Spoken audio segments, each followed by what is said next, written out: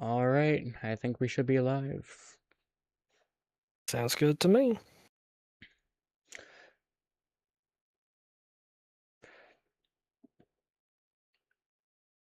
YouTube seems to be working. Okay. Alright, Alright. time for the run back. So we did try to stream last weekish, but we had some problems. So we are only one scene ahead of this. So we didn't get too far before noticing it, but we have seen this scene already. Everything else is still new to Leo. We didn't get too far before we had technical difficulties, but I think they're fixed now. So we're back. Yeah. Moore was already in the tub by the time I arrived. She beamed as I entered the room. I kept my eyes low and disposited her change of clothes close to the edge of the wooden tub. Huh. Was Eustace waylaid? Yes, Darcy needed her for something. Well, thank you kindly. I realized there were two tubs similar to the one I had used to bathe my first time out of my cell. At the very least, I was relieved I was about to submerge myself in water rather than stand awkwardly in one of the many smaller wash basins stacked against the wall. I had been using those to wash myself whenever I could squeeze in a trip to the baths alone after I had discovered, into some horror, that communal bathing was considered the norm here. I thought 2 big tubs might be nice. The water's not hot, but it's pleasant. You filled these up fast. A miracle of engineering. This abbey is quaint, I will say, but I'm very thankful for the thorough plumbing. The builders didn't skimp on that at the very least. I've never heard plumbing described as thorough, but yeah, I guess it should be. Yeah, it makes sense. Making sure the pipes are all aligned. It is a very odd phrase considering that, yeah, I guess just tightening the nuts and bolts of the pipes. I don't know. That is an I odd mean, phrasing it's now that you point it out. yeah. I mean, it's going through the building, so I guess it is thorough if it's installed well, but strange. She raised an arm to point at the wall behind her, and I instinctively shut my eyes. Oh, don't be silly. Anyway, the faucets are back there. They're quite quick. I had my own faucet in my cell, actually, but I didn't know it was connected to anything greater. Ooh, you should take a walk around the cistern one of these days. It's quite fascinating. It's the oldest building here, if you can believe it. 200 years old at least, and it serves the kitchen, the baths, the lavatorium, and it keeps it all separate. I'm glad to hear it's all separate.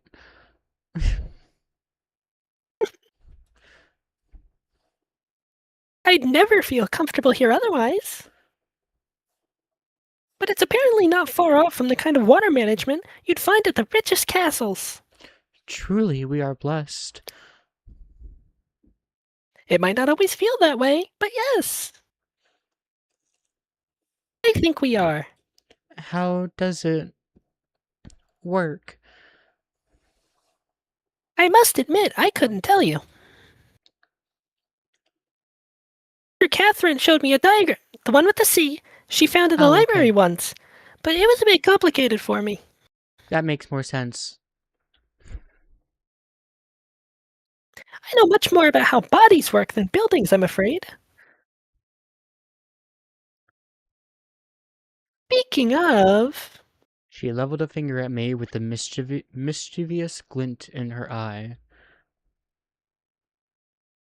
Are you going to get in the bath? You're looming a bit. Oh, well... on.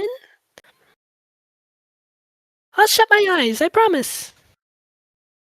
She squeezed her eyes shut in a fashion that she might have intended to be jovial, but I couldn't help but feel condescended to. Nevertheless, I sighed and began to gingerly shed my layers. I balled up the damp clothes next to me in an empty tub, then stepped in as quickly as I could.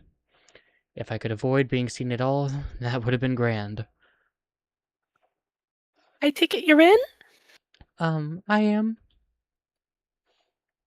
The waters in my cell was warm as the bath Darcy had drawn for me after I had first left my cell, but it was still a relief to sink into it. Moira opened her eyes again, blinking comically. This is nice. Indeed. I sank as low as I could and pulled my knees up to my chest. With my chin resting in the water, I could still peer at Moira over the lip of the tub. I did not want to be seen, but I also did not want to be rude. So at the very least, I maintained eye contact. Black and blue. Excuse me? Oh, I'm sorry. Just thinking aloud. Your humors. They're black and blue, aren't they? I. Well, I black. With a little phlegm for color. Does that sound about right? No points for guessing that, I reckon. Eustace had appeared in the doorway. She was already removing her hood as the door closed. I looked away out of modesty as soon as I saw that she was casually shedding all of her clothes and haphazardly tossing them aside as she walked. Well, it's my job to notice these things. Do me next. That's easy.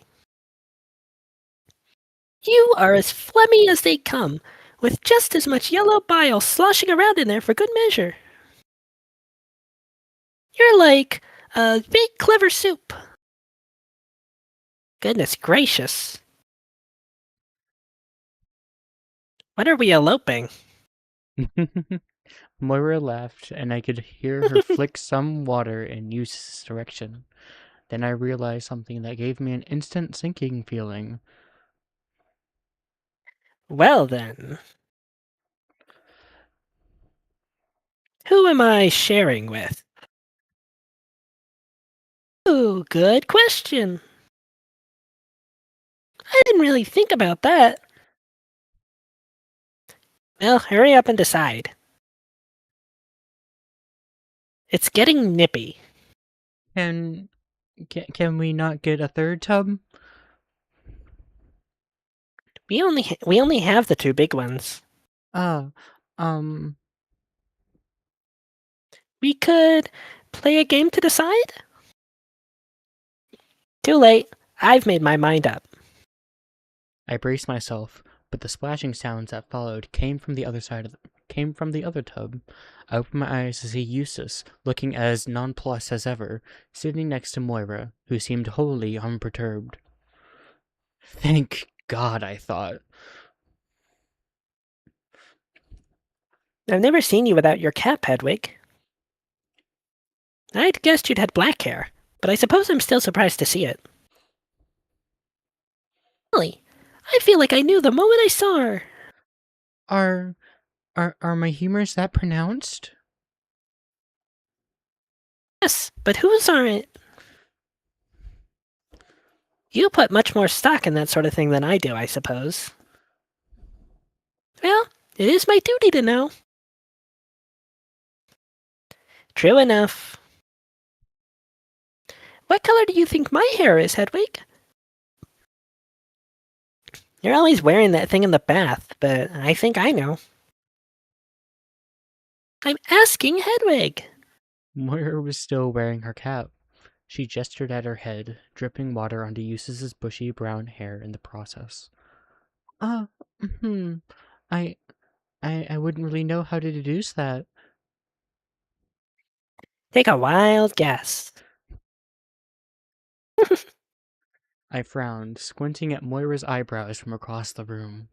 Some sort of, I don't know, dark brown? Chestnut brown? Does the accent not give it away? Ow! Moira elbowed Eustace, chuckling. No cheating! It feels like there's a clue you want me to recognize that I'm just not seeing.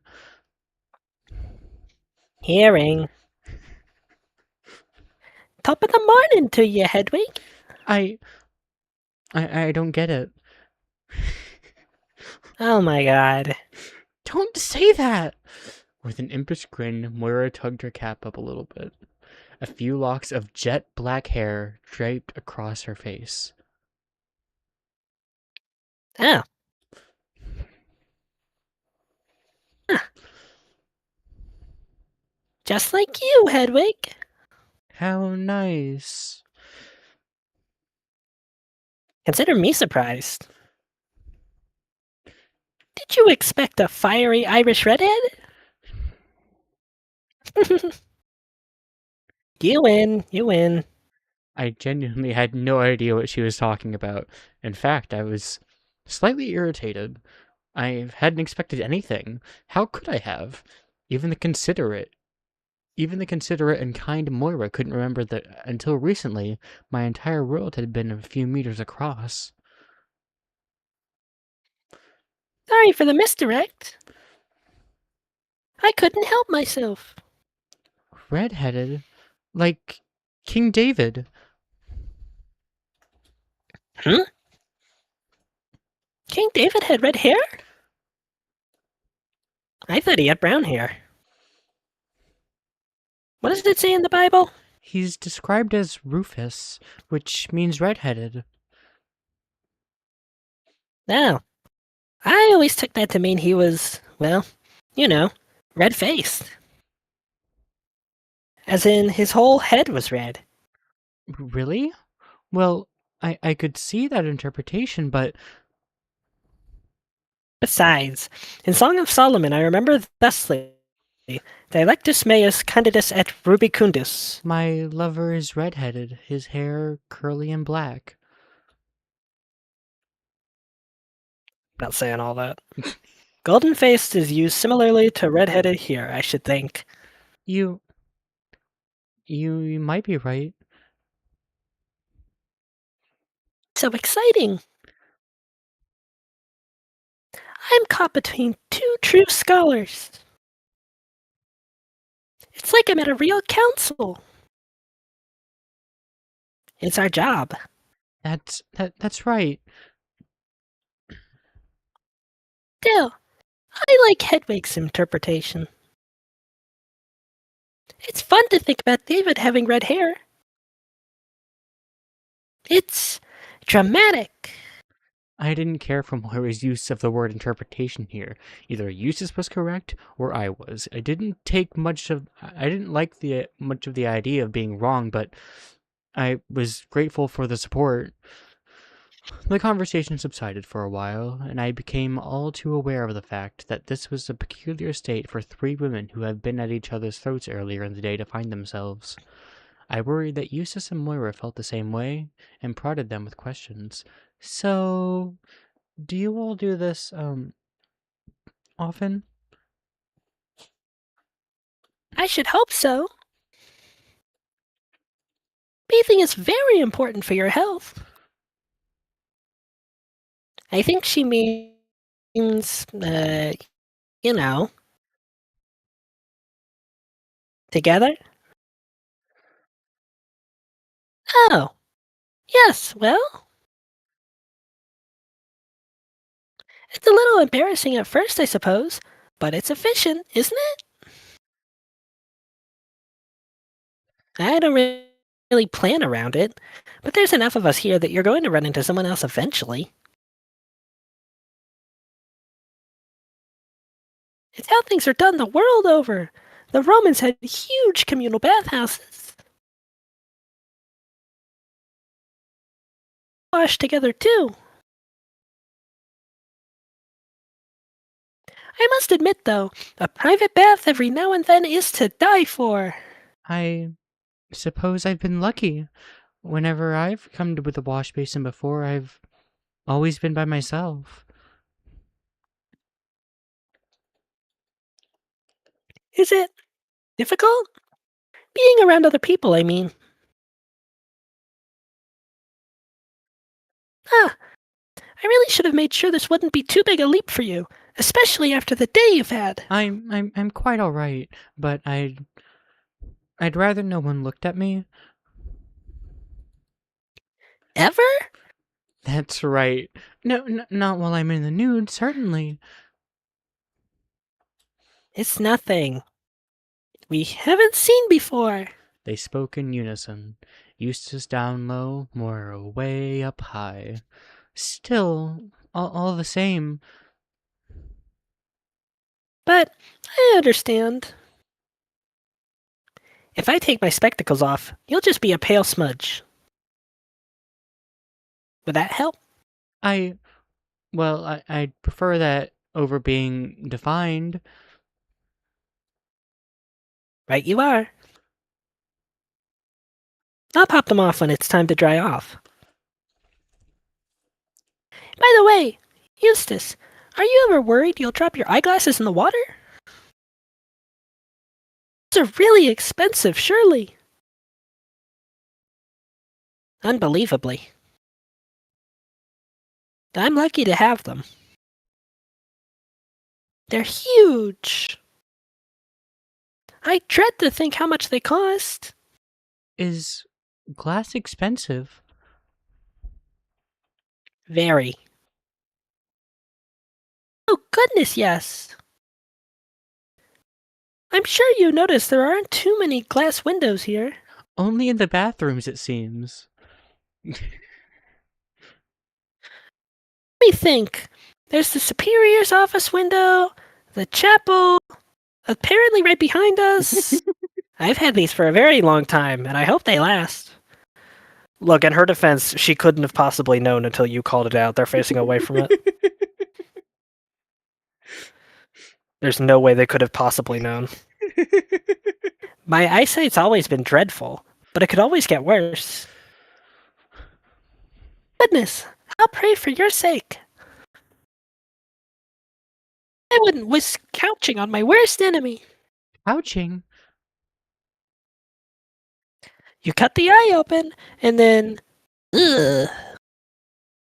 I won't go into details. Thank you.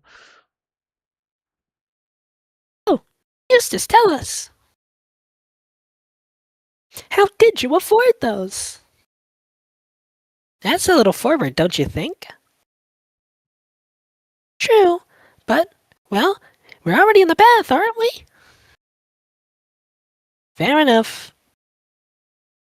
I did some work for a glassmaker a long time ago, and took these instead of monetary payment. Ooh, what sort of work? Same as I do here, really. Information organization. Maintaining a library. Managing orders, logging events, that sort of thing. I was about to say that sounds like a lot of work even for a pair of glasses, but I suppose none of us are being paid at all here. I get by fine. I don't miss the old job. What made you come here? Well, I always wanted to retire to the countryside. And once I had a sturdy pair of eyeglasses, I reasoned, what else could I possibly want for? How old are these characters? I'm pretty sure they said like the oldest one was Catherine with a K, and she was around like 38, late 30s, I think. Interesting. Thinking about I mean, retirement so define soon. these characters. I'm just trying to think about what retirement age would be. Why she would think of that so young. She looks to be Well, like retirement early. age is when you're too old to work at this point in time. That's true. That's true. Marta and Charity are pretty old. They seem like maybe like 60s, 70s even. But were lifespans that long back then? I don't think they were. I don't know. I mean, I assume out here in the countryside, it's probably a little bit longer, especially in peacetime, but I doubt they're 60.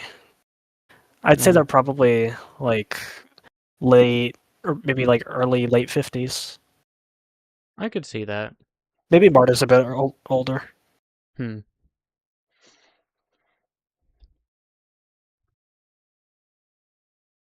Oh, I don't know.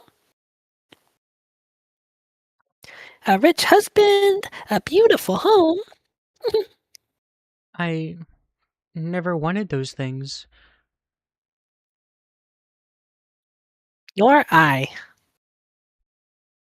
I did. Once upon a time. Now, though, I agree with you too, I think. At the very least, it'd take more than that to get me away from here.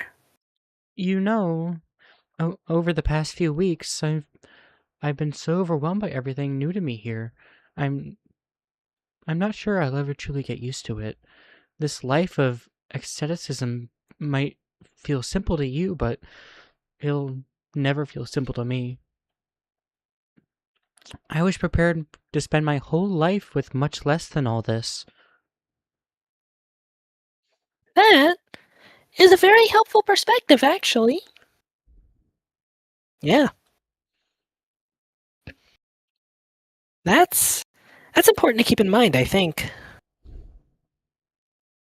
Are you feeling better after everything? Everything that happened today, Hedwig? I don't know. Most of all, I just feel embarrassed, as I could feel about my behavior in the Misericorde, yet still.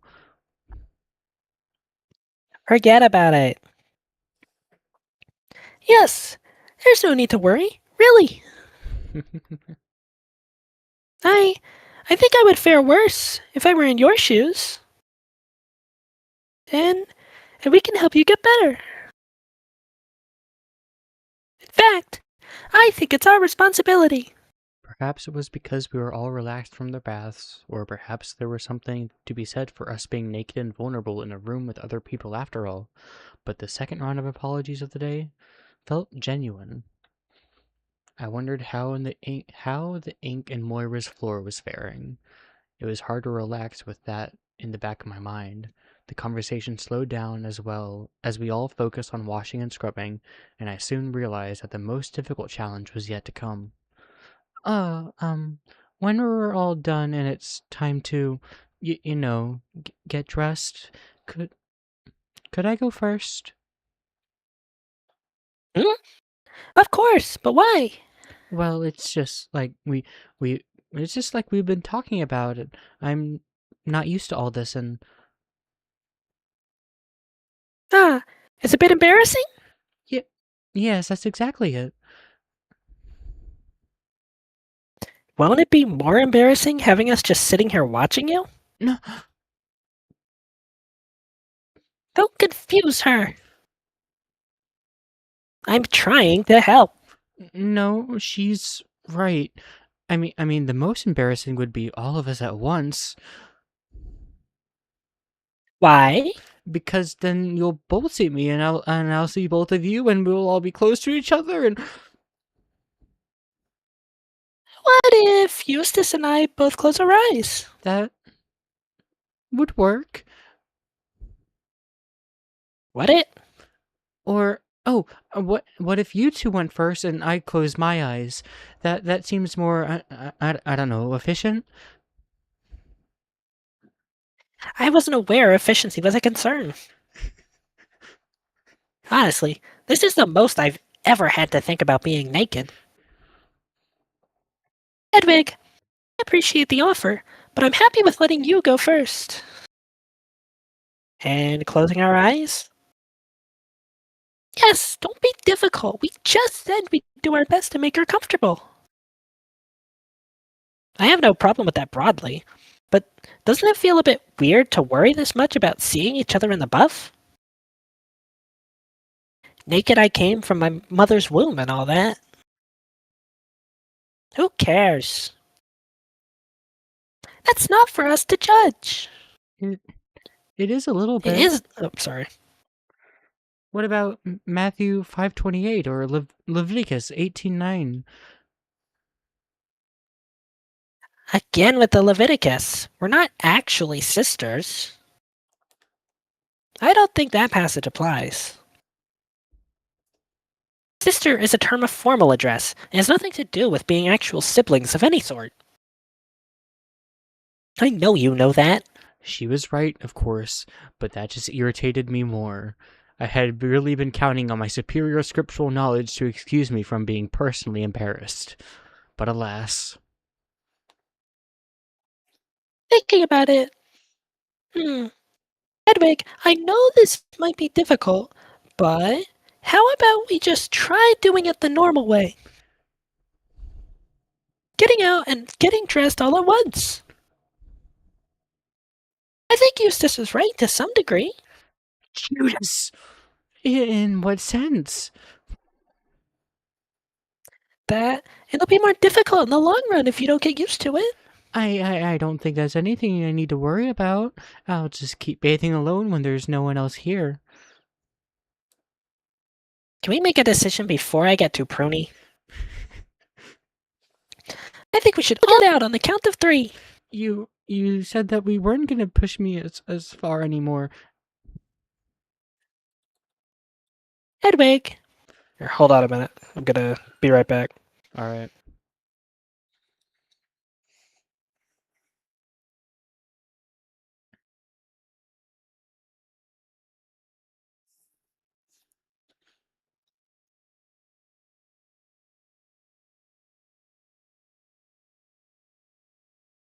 So for context, Leo is currently at home with his family, so we're having to work around it a little bit.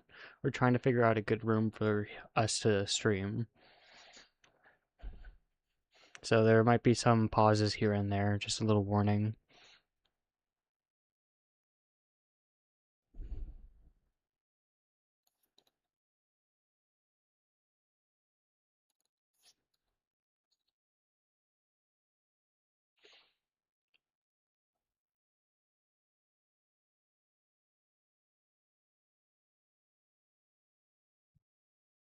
Watch one of them have a flaming goat tattoo on their body. Yeah, that'll happen. I highly doubt that. I highly doubt that's a concern. Especially with goats being like satanic imagery. I don't think any of them would have a flaming goat tattooed on their body. They're used to apparently they're used to be bathing in the nude, so I'm not sure that's even an option with how comfortable they seem. Alright, I'm back. All right. My mom just got home. I know Uh, you know my house layout. I'm I in do. the kitchen playroom area right now. So Gotcha. she walked in, I asked her how her event went. Good. Stuff like that. But alright. I'm good to go. Are you? Yep. Alright. I might end up pausing again to go somewhere else, but I'm good where I am right now for That's now. completely fine. Take your We'll cross time, that bridge. man. Yeah. Yeah. Yeah, we will cross that bridge when we get to it. I just don't want to be bothering anyone. There are 3 of us here, and we all like each other. You had a tough day in the village, but you made it back in one piece. Surely this will be easy compared to what you went through around all those strangers. I don't want to push you, but I also want to help you. And part of that, I think, might involve pushing you just a little bit. She's right. If I have no choice, I had nothing left to argue with. My day had been thoroughly confusing, and if mingling naked with my shameless sisters was the capstone of the whole affair, so be it. I didn't think it was Moira's argument that convinced me, however. Or, rather, it might have been, but only because it made me consider the full weight of what I had seen in my vision. I didn't know what it meant, but I certainly felt compelled by my newfound drive to stop stalling in every little aspect of my life. You do have a choice, but Let's let let's just get this over with. So what if I get a glimpse of your uh socket. Bilchos! Good lord, that's old-fashioned. I'm a fancy little lady at heart. I took a deep breath and braced my arms against the edge of the tub. Eustace, however, was already standing up and drying herself off with a towel, and you know, I've been meticulously detailed about almost every aspect of my days outside my cell, but would you mind if I glossed over the rest of this? I don't particularly feel like describing Eustace or Moira's bodies any further, or my own for that matter. I have excised several minor details from my story as it is, after all. I have been exhaustive, I will grant that, but I haven't told you every last meal I've eaten, and I have not told you every trip I've taken to the privies. I think our conversation in the bath was relevant information, but I think it will suffice to say that I did not enjoy getting dressed in front of my colleagues. But I was very brave about it. You can be rest assured of that. Pruning is just as much of my responsibility as a chronicler is cataloging. Wouldn't you agree? What is important is that this ordeal is that I was actually quite courageous and did not make any sort of scene at all. I got dressed alongside everyone else, and we departed the baths without incident. Incident, however, was not too far away. As we passed the rectory on the Did I way to call the BS on cloister, that, by the way? She says I've meticulously recorded every detail except for the 2 weeks that I skipped because I was upset at, what's her name? Been a Yusuf, while. Not a... Is it Adora? Adela, No, I thought it was someone else who... Angela. Adela's not... Angela, that's it. Yeah, Angela. Yeah. As we passed the rectory on the way She to was the a... cloister, You're good. Moira gently grabbed my wrist. Battler would be freaking out if he was in the story.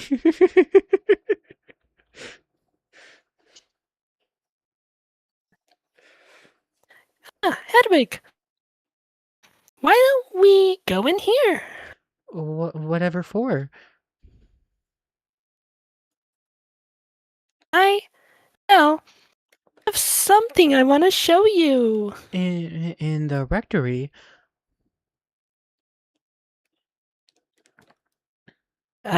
We should go in. I was completely bewildered. The pair positioned themselves on either side of me and pushed me towards the steps and the large wooden door. Oh no, I thought. This is it. They knew I'm nosing around the Catherine with the Sea's death, and they were in coots, and they were going to have me killed. No, no, no, no. I think I'd like to stay outside if it's all the same to you. Stop wriggling. Let's just go inside. It won't take a moment. No, no, thank you. What are you two doing?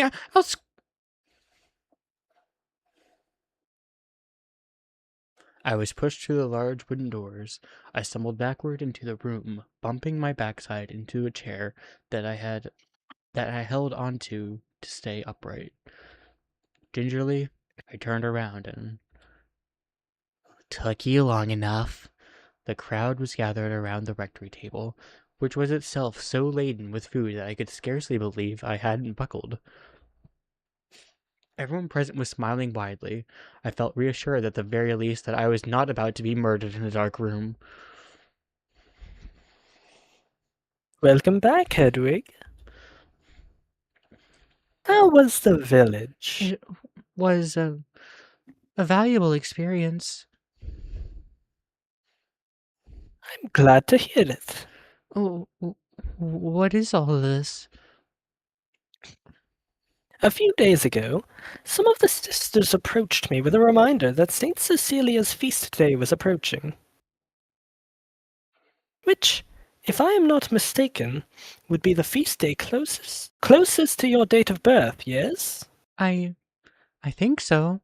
I had never had much need to track my birthdays while I was in Anchorus. Christmas was my mental marker for the passage of time. Although, once I thought about it, I did remember receiving a more handsomely prepared meal once every autumn for a few years when I was still a child in my cell. Your friend suggested we celebrate. I must admit, St. Cecilia's Day is one that we have often neglected to mark with a proper feast day. But we all agreed it would be appropriate to throw a little bash for you. And for her saintliness, of course. I, I don't know what to say. Start with thanks and we can go from there. Everyone chuckled.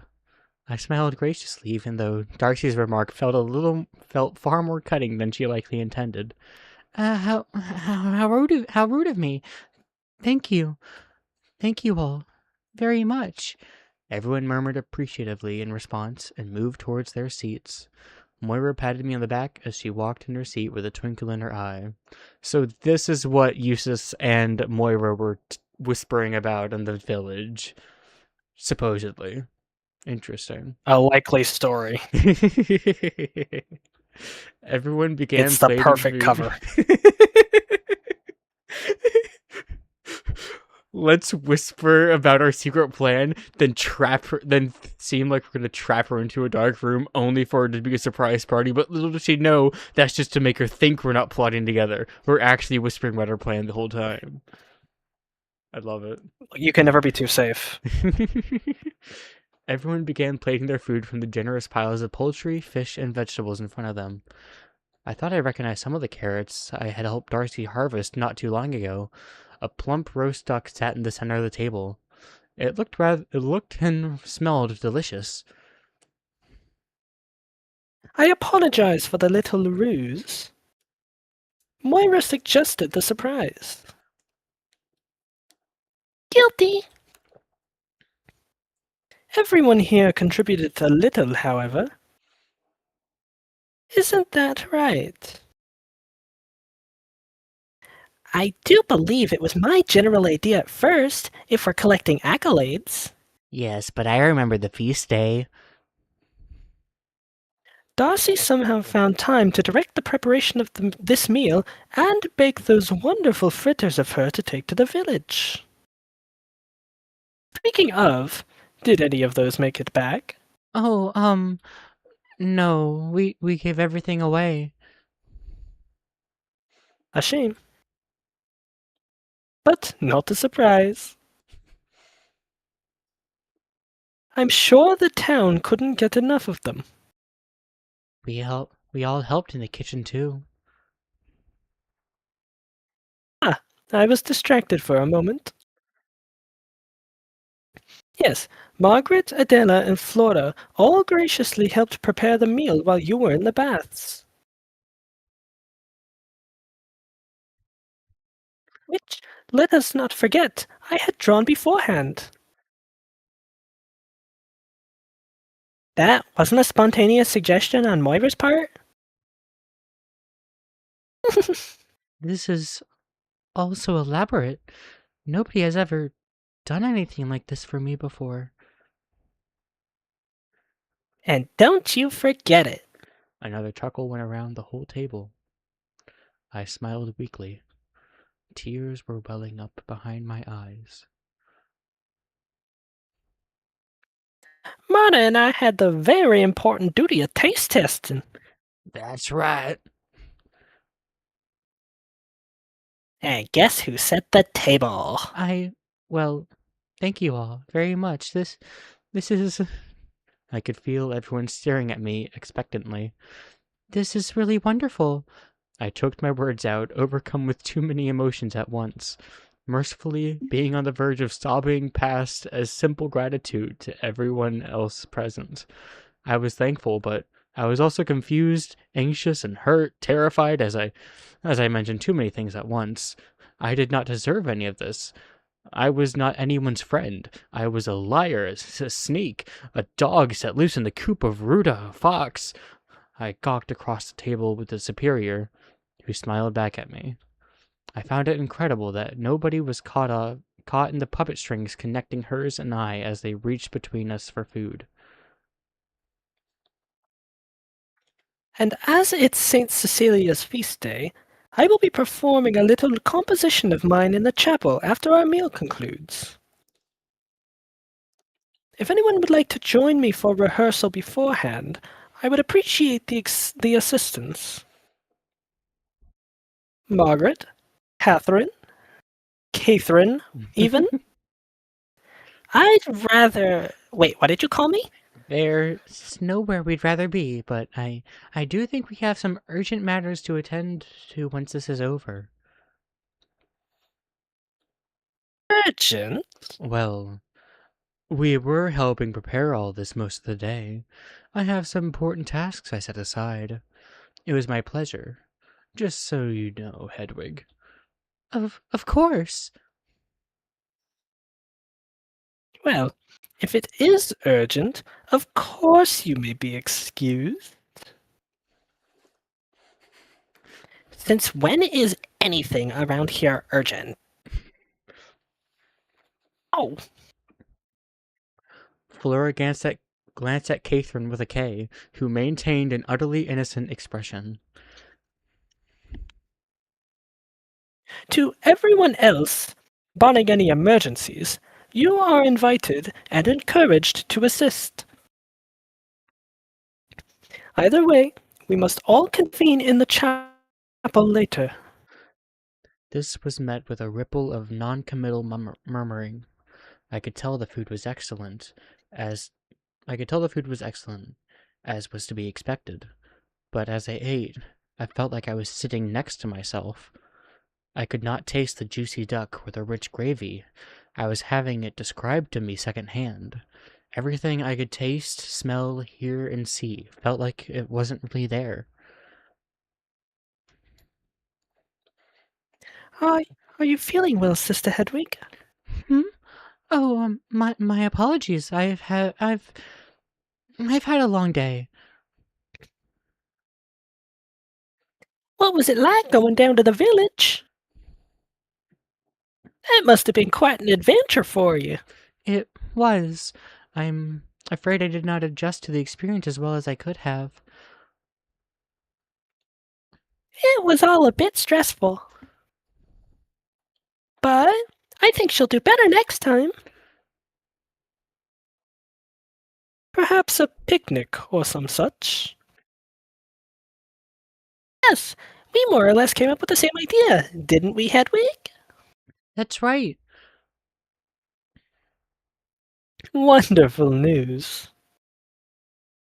I do apologize for the stressful assignment, Hedwig.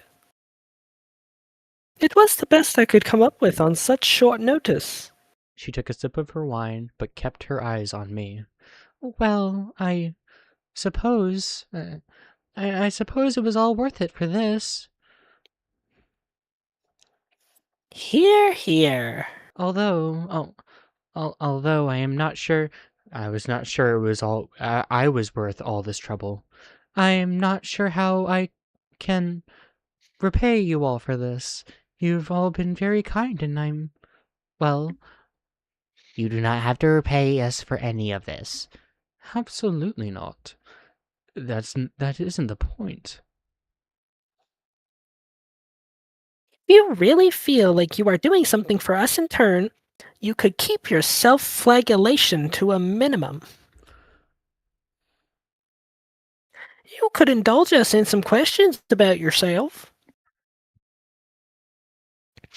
You've been out of that little cell for weeks now, and I still don't feel like I know you as well as I should. That's a fantastic idea. If she's up to it. No escape. I'll do my best. In that case, where are you from? Uh, Germany is where I was born, but I don't remember anything about it. I suppose you could say I'm from here. You do not remember anything about where you were born? There's very little I can recall about my life before I took my oaths, I'm afraid.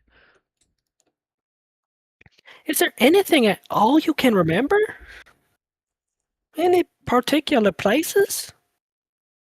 Your parents? I no, I don't have any recollections of my mother or father. Oh I'm no, she's a sorry. protagonist.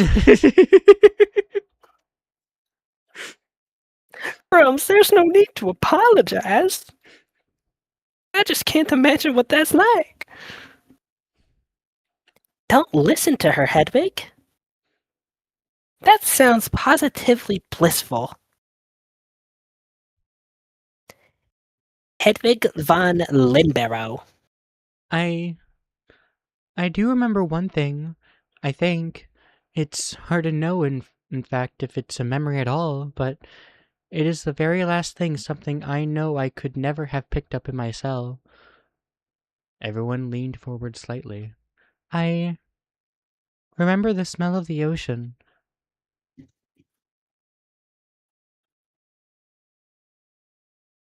That's all?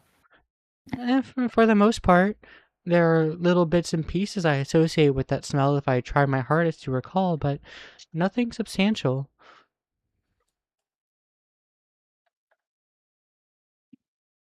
Hold, hold on a minute. All right.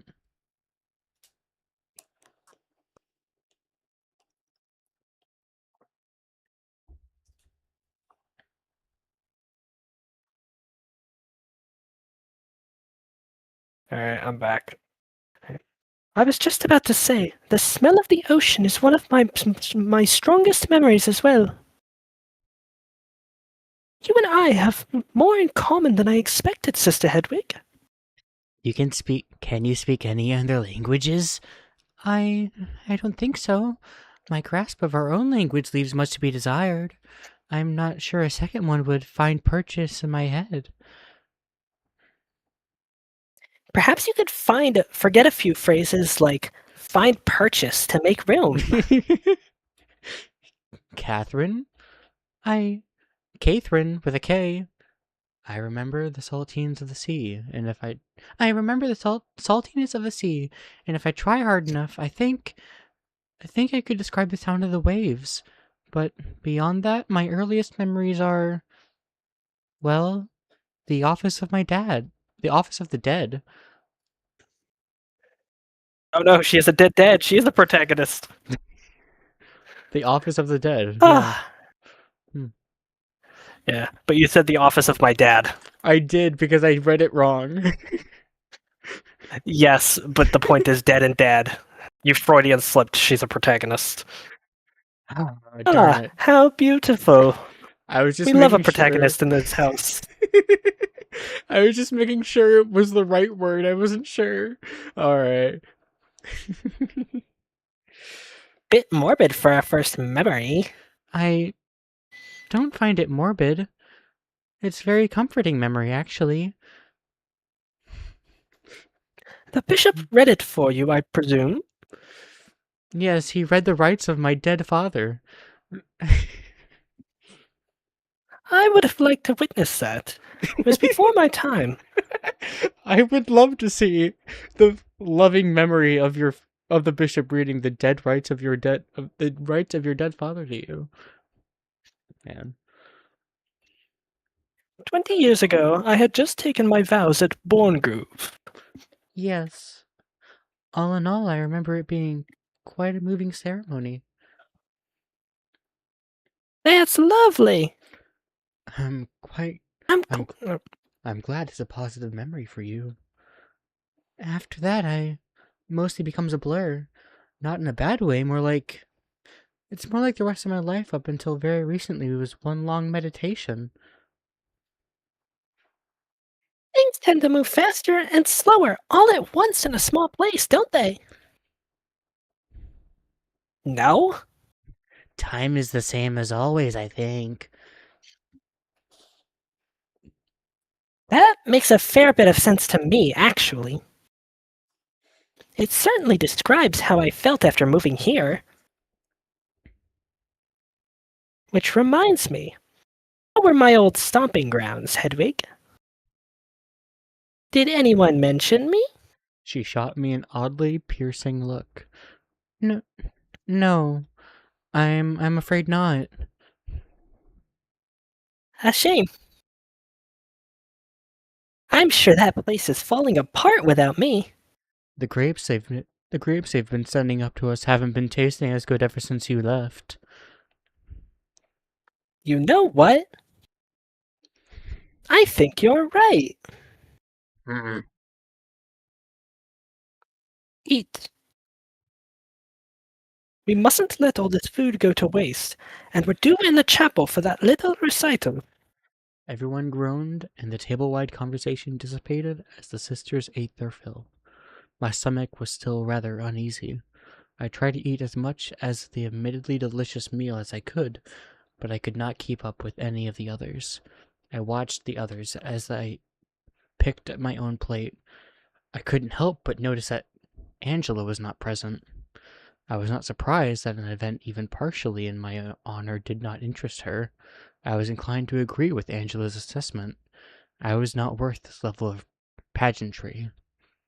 As I forced the last bits of food down my throat, all I could think about was the disappointment Mora would feel as soon as she entered the dorms. Her unwarranted kindness towards me would dissipate instantly as soon as she realized what had happened. I looked across the table at her innocent, smiling face. She would hate me the instant she truly knew me. The piles of food slowly wore down to nothing. Conversation began to start back up again, albeit quieter, calmer. Everyone, it seemed, was at peace after this decadent meal in my name. I'll never get tired of your cooking, Darcy. Thanks, I will never get tired of doing it. Thank goodness for that. Really good work, Dars. Everyone chimed in with murmured agreement, even Flora, who looked uncharacteristically content. It it's a very lovely meal, Darcy. Thank you, everyone. If you would all excuse me, I must go and prepare for the recital while this gets cleaned up. Would you assist me, Hedwig? Yes, Superior. On her own feast day? What did she do to deserve this? More than Catherine with a K could know. I don't mind. In truth, You will. in truth, I couldn't wait to be free from the crowded rectory, if only for a few minutes.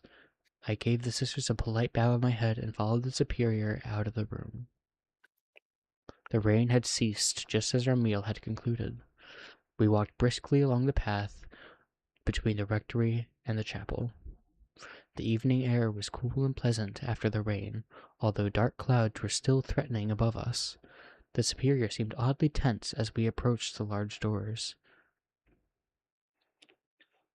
Somehow, I knew nobody would volunteer to help me in the chapel. But it made for a good show, don't you think? Nobody will suspect a thing. My, my apologies, superior, but I have no idea what you mean. She did not reply.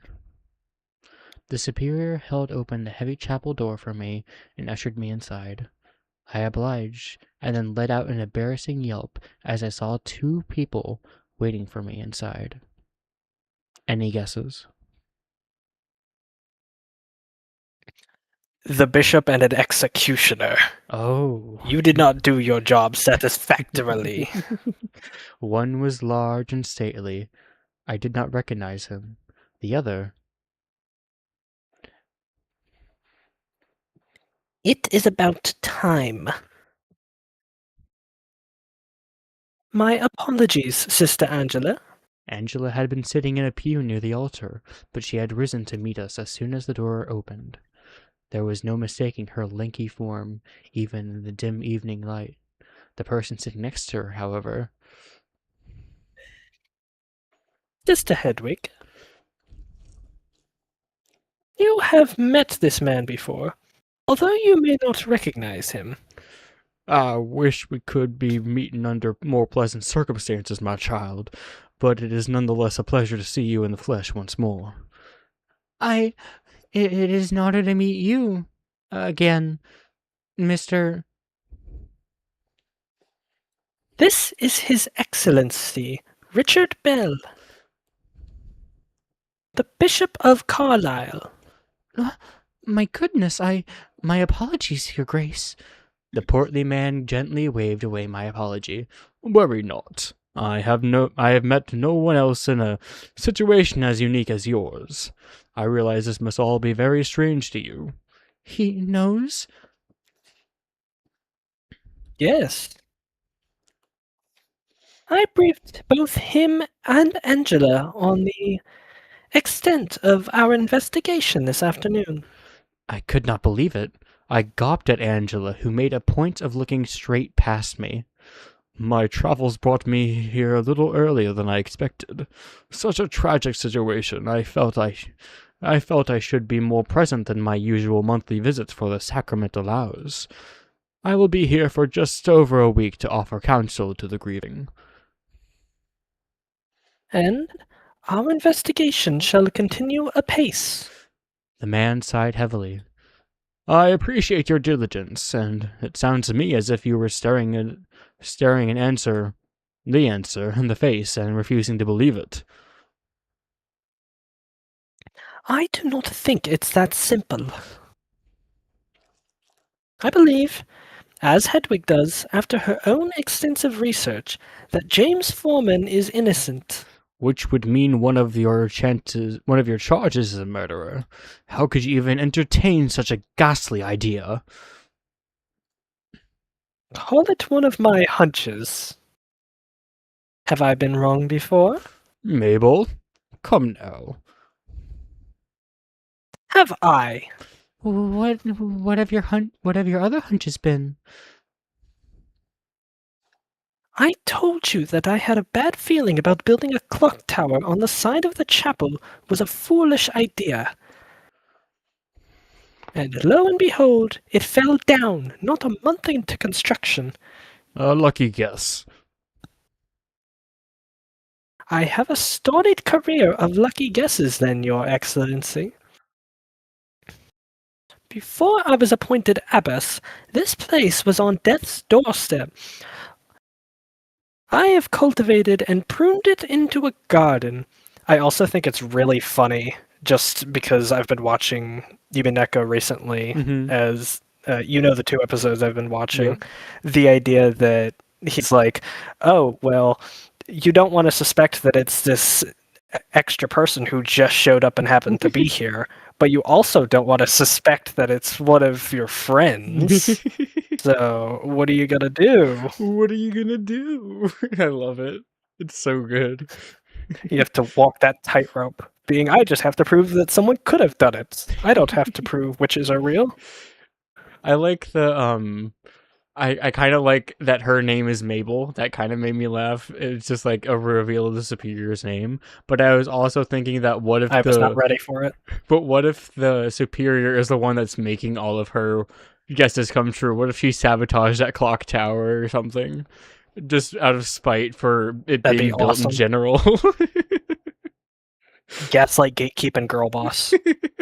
I do not mean to insult you, Mabel. In fact, it is my respect for your work that gives me such pause. How could I believe that one of the sisters you preside over, many of whom came to the church under your selection, would be capable of such a thing? The superior did not have an answer for this. I recall that I could hear her teeth grinding in an ensuing silence. I do applaud your ingenuity in recognizing that Hedwig here would be an impartial observer, but it seems to me that this whole situation has gotten out of hand. Please forgive this hypothetical, dear sister, but why is Angela part of this trusted circle now? I would like to note that I too believe James Foreman is guilty. I am just entertaining your superior's logic for the moment, if you will allow me. Of course. Well, Mabel? Hedwig, I understand, but what places Angela above suspicion? Sister Angela is my prior. She has a stone cold alibi. It would be impossible, as well as unethical, for me to continue to keep this investigation from her. She found James and accused him to begin with. I should like to put her belief through its paces. She may be your successor. Indeed. And while I disagree with her position on Mr. Foreman's alleged crime, I love and respect her. I would like this to be a learning experience for her.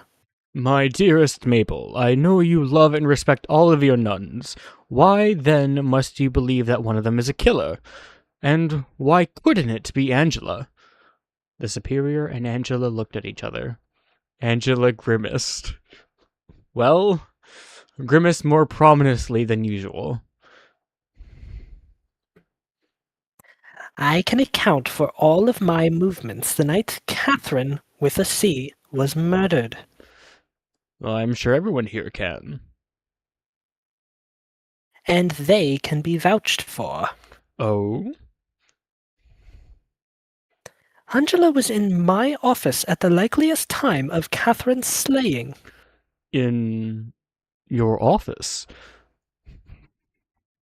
Complaining. I was vigorously arguing against the misapplication of yet more of the Abbey's funds,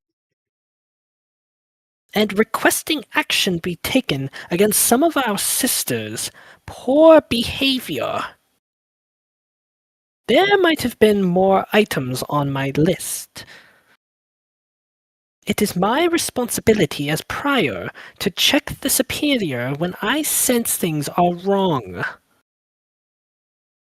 Nobody could possibly overlook your diligence. You mean to tell me that her alibi is that she was arguing with you long enough just to be sure that she was not involved? Forgive me, but that sounds rather unbelievable. The superior and I exchanged a glance. Angela looked away and exhaled sharply. It's true. All eyes turned to me. As ludicrous as the story sounded, I thought back to my conversations with the superior in her office. Those walls and that door were thick. As angry as it made me to imagine Catherine with the C's death being overlooked by the Abbey's authorities simply because they were bickering, it was all too plausible. That is believable, actually. My goodness! I will do my best to stay on your good side, Sister Angela. I will keep that in mind, Your Excellency. Can you say that in red, Angela? Why didn't you tell me this before? Either of you. I had hoped to inform you last night, as it happens. I thought back to the events of the previous evening. Angela had indeed said something to me before leaving the Misericorde.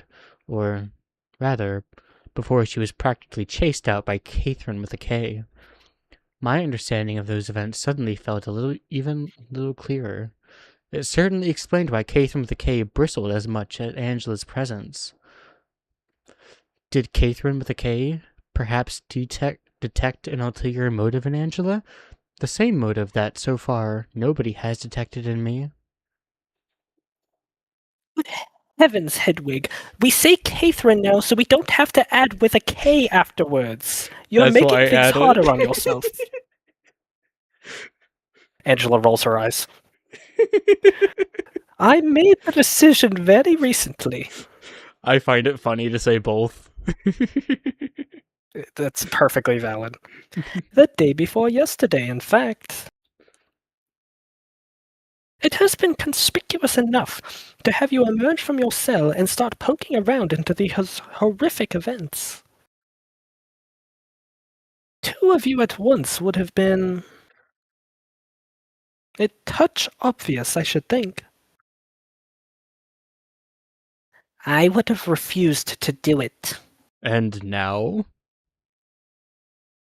Now it would seem I have no choice, Your Excellency. We are in a strange situation, to be sure. But I think between us, we can make sure justice is done. I, I will stay out of your way.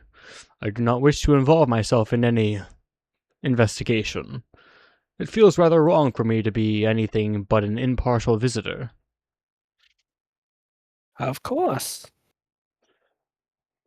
However, if anything suspicious is told to you throughout the course of your counseling, Suspicious? Where would the line be? I believe I am giving you ample leeway to deal with the situation the way you see fit. I can think of precious few members of the diocese that would accept your actions in this situation, let alone grant you the freedom to make half the decisions you have been made in the first place. I understand. Removing an anchoress from her cell is such a unique course of action, I would not even know where to begin explaining it to the Archbishop. I am not sure which is more of a precedent in the books for how you might be punished for the situation came to light. I hope, for all our sakes, that your radical decisions here at least yield some results. If they did, I might have an easier time preventing you from being excommunicated. Or worse. I felt a lump building in my throat. I had been so preoccupied with my own fragile situation at the Abbey that I hadn't even considered the wider world of the church politicking. We will solve this mystery. And I will be vindicated. I truly hope so. England is at war with itself. The last thing the church needs is to appear weak and ineffectual. It must be a beacon at these times, a standard for the world to live up to. We will not fail. Very well. There was a moment of silence as we all collect ourselves. The superior looked grimmer than I had ever seen her before. She breathed deeply and seemed to stare right through the bishop, who was offering Angela and I an apologetic smile. Nobody spoke. There was little else to add, I suppose. The bishop turned to the superior, his mood suddenly cheerful. I understand that you are performing in the moment. It would be an honor to attend. Yes. Yes, of course. She snapped out of her dark expression. We have just had a feast day for Saint Cecilia, and I shall be performing a short composition in her honor. How delightful! Angela and Hedwig, I would like you two to meet with me in my office once we are done here. I would like you two to share your... Oh, hello. Am I still too early? No, no. Come in, take a seat. Catherine's smile evaporated when she saw Angela and I standing together. She looked away and busied herself with the doorstop, so to rest the sisters could flow in. Everyone else trickled in behind her. I noticed Margaret hanging back to whisper something to Catherine with a K, who reacted with whatever Margaret had told her with an expression of bewilderment. She shook her head and shrugged. Margaret looked oddly panicked, but whatever Catherine with a K meant with that gesture seemed to put her mildly at ease. I was just about to turn away when her eyes met with mine. I whirled away, hoping she did not feel as if I had been spying on her. The gaggle of nuns that had entered the chapel had haphazardly morphing into an orderly line to greet the bishop, who was standing near the front of the room. He had put on his hat in an intervening moment, and looked much grander all of a sudden. Behind him, the superior fiddled with her portative organ. People were bowing to the bishop and kissing his ring gently. I realized that I had failed to properly greet him in this manner when I first entered the room and quickly joined the line. How far gone was I to forget how to address my betters? It had only been a few short weeks since I left my cell after all. I was standing behind Catherine with a K in line.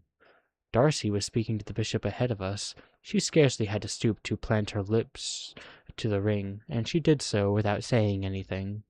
Catherine with a K stepped up as Darcy glided away. Katerina, my darling, you look healthy. This place has done you some good, hasn't it? I can't complain. The bishop chuckled and wagged a finger at her before extending his hand to her to kiss. She bent low and took his hand in hers as she planted her lips on the golden brand. She stepped away. I walked up to the bishop hesitantly, expecting to be admonished. I can't say I've ever had this happen before. This is a first for both of us, Your Excellency. Indeed, he chuckled.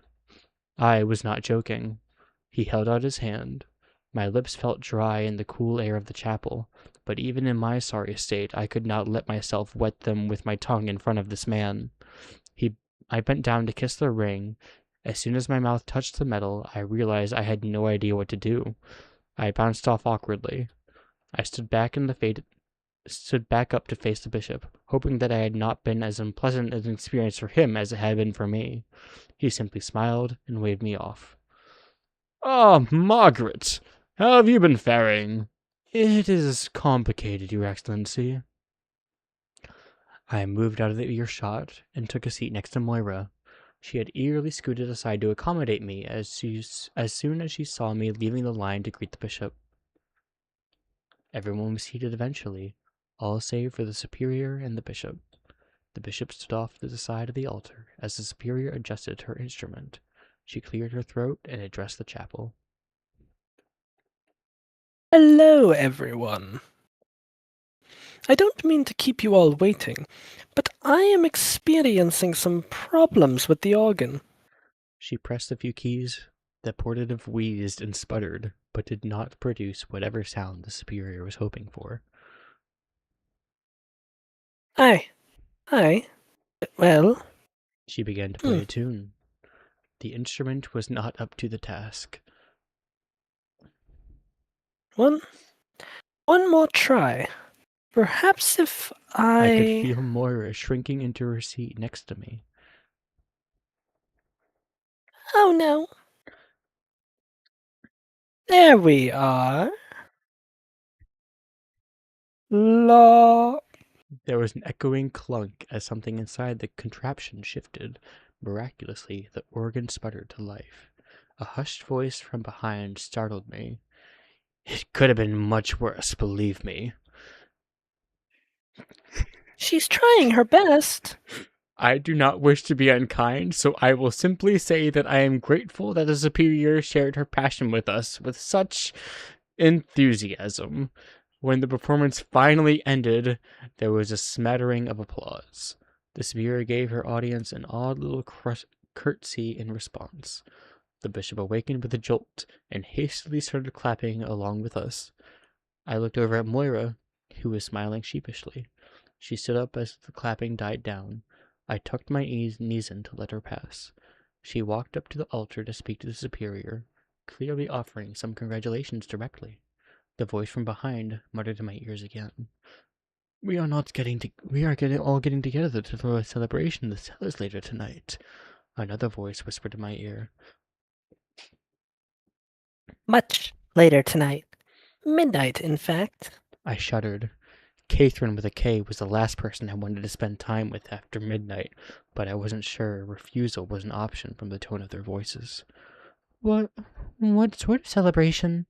Your feast day, of course, but also A proper wake for Sister Catherine II. sending off the old chronicler.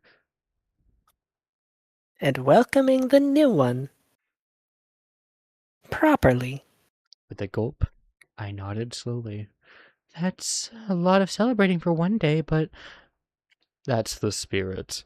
You'll manage. You will come. Correct?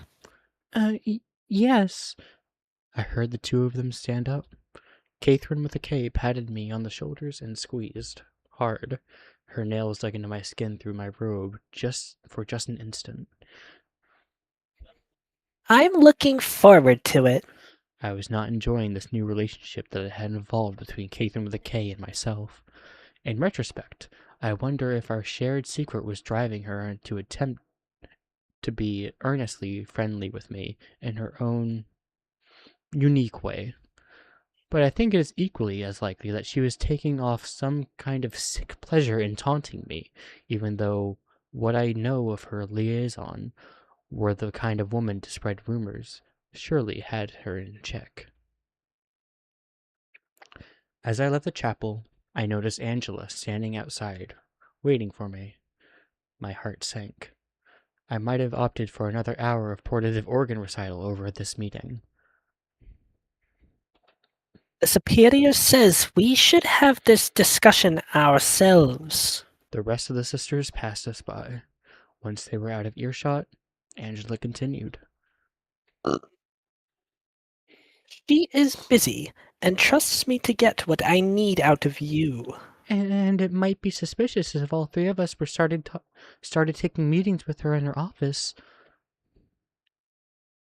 Yes, if I had not just explained the exact reasoning to you already, that would be a reasonable guess. Nah, Shall we walk? lead the way. She turned around and set off down the path to the garden. Tell me what you know. There's really not much to tell yet. You've had almost 3 weeks. What have you been doing? Well, I have to adjust to a new life, and I have been doing my utmost to not raise suspicions. I must confess, I do not understand why it has taken you so long to adjust, as you put it. The way the superior told it to me, you positively jumped at the chance to leave your cell. That that is not true. She turned to me, incredulous. Really now? I was practically forced out. I would have much rather stayed. I would. Why would I be willing to break such a sacred vow, one that I held for almost 20 years? Hmm. It it's true that I was moved by the superior's cause, but if there was a way I could have helped without leaving my cell, I would have chosen that. I imagined an alternative path, one where I maintained my life as anchoress while the superior brought me information to judge impartially, and became very angry with myself. If I had fought for myself, perhaps I could have solved this ghastly crime and not had my life's work thrown away. Interesting. Do, do you believe me? I can certainly see the superior glossing over some details in her zeal. She had already unlocked the door by the time I had a chance to protest. That does sound like her. Impulsive. Bull-headed. No wonder she has such a fascination with Catherine's death. Do you not share that interest? Did Catherine with a C earn some scorn somehow? Catherine earned plenty of scorn, but that's not what I meant. I just mean that despite all of their differences, she and Catherine shared a similar distaste for simple answers. I felt very strange talking to Angela this candidly. I would not describe her as being any more friendly than usual. In fact, her attitude was putting my teeth on edge, but at the very least, it was more of a real conversation than I was used to having with her. So you still think that James did it, correct? Even after the superior explained everything. Yes, I do. Oh, That being said, perhaps there is something you can tell me that would change my mind. Hence, why I asked you to tell me everything you knew. Several minutes ago, I think. Well, I wouldn't know where to begin. I'm not even sure if what I've seen or heard would count as any sort of clue or hint. Why not start by telling me the strangest things you've seen first? And I'll decide what is pertinent and what is typical Lindbarrow oddness. In that case, the absolute most out of place thing I've seen is I just realized how ridiculous I might sound, but it was the thing weighing on my mind the heaviest. Go on. Well, I saw a ghost, or perhaps even a demon, at any rate, an apparition of some sort. I can't imagine why the Superior has summoned my help in this matter. I had heard that your ghost situation was an elaborate prank, no? One of Eustace's little dress-up games? That that's what everyone thinks, but You did not see a ghost. Let us move on. Tell me something else. I really did though. Eustace can account for one of my visitations. I remember. Please take this seriously, Hedwig. I do not have time for folk tales, and I definitely do not want to waste my time on this already spurious investigation being played for a fool. If this is an extension of some practical joke, please drop it. Tell me something else. I promise you, this is no joke. I saw the same figure a few other times outside my cell window, on the second floor of the cloister. In fact, when I bumped into you on that first day I joined the congregation, I was running up to try to see who it was. Angela let out a deep, almost rattling sigh. It was Eustace.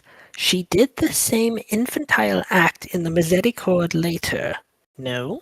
Yes, but she swears that the time outside my window wasn't her. So she is lying. And she swears that the ghost in the hallway was her, but I saw her not minutes later. In the night clothes, no less. In fact, the only person I didn't see at the landing after the incident was you. She shot me a look so piercing I physically recoiled. I was blissfully already fast asleep while all of that nonsense was happening. My shriekings didn't wake you up? No, it did not. And if you are really insinuating that I am your prime suspect, this would be quite a precarious situation for you, wouldn't it? She glared at me meaningfully as my head whipped around in panic, realizing how utterly alone we were in the garden. I looked back at her in dismay, and nearly screamed when I saw what she had produced in her hands while I was looking away. You. If I were a murderer who felt you were on my trail, I could have punctured your neck silently whenever I liked, as soon as we passed behind the hedgerows. She idly held the knife outside and pressed the flat side of the blade under my chin, tilting my head upward to forcibly meet her gaze. We stayed locked like that for just a moment before she finally retracted her hand. I jest. I carry this for self-defense. Some joke. I thought it was rather amusing. She twirled the little dagger in her hands idly. Where, where did you get it? I've had it for years.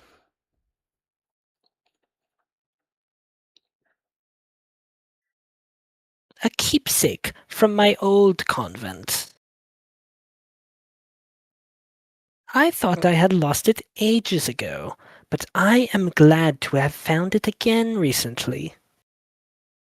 It helps me feel safer in troubled times such as these. But James is locked up in the hospitalum. Your point? Well, if you still feel unsafe, perhaps deep down you know it could have been someone else. I doubt James is the only pervert who lurks around Linbero Tor. I see. Is that why you've agreed to help the Superior, then? You think there's someone else out there? Possibly. Her eyes narrowed. My tone was incredulous, at least as incredulous as I could sound while I was nervous as I was, and she could see it. She let out a short, sharp sigh, and then took a step closer towards me.